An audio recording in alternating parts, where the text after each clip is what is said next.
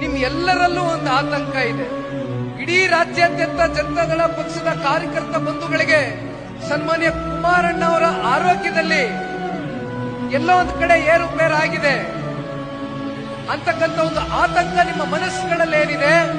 ಸನ್ಮಾನ್ಯ ಕುಮಾರಣ್ಣ ಅವರ ಆರೋಗ್ಯದಲ್ಲಿ ಎಲ್ಲೋ ಒಂದು ಕಡೆ ಏರುಪೇರಾಗಿದೆ ಅಂತಕ್ಕಂಥ ಒಂದು ಆತಂಕ ನಿಮ್ಮ ಮನಸ್ಸುಗಳಲ್ಲಿ ಏನಿದೆ.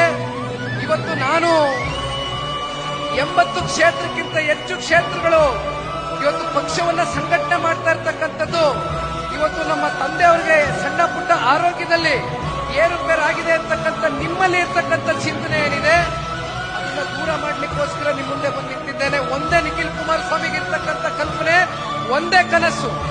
ಆ ಭಗವಂತ ನನಗೆ ಆಯಸ್ಸು ಅಂತಕ್ಕಂಥದ್ದು ಏನ್ ಕೊಟ್ಟಿರ್ತಾರೆ, ಆ ಆಯಸ್ಸನ್ನು ಕೂಡ ಭಗವಂತ ನಮ್ಮ ತಂದೆಗೆ ದಾರಿ ಎರಿಬೇಕು ಅಂತಕ್ಕಂಥದನ್ನ ನಾನು ಯಾವತ್ತಿಗೂ ಕೂಡ ಭಗವಂತನ ಮುಂದೆ ನಿಂತ ಸಂದರ್ಭದಲ್ಲಿ ಪ್ರಾರ್ಥನೆಯನ್ನ ಮಾಡ್ತೇನೆ.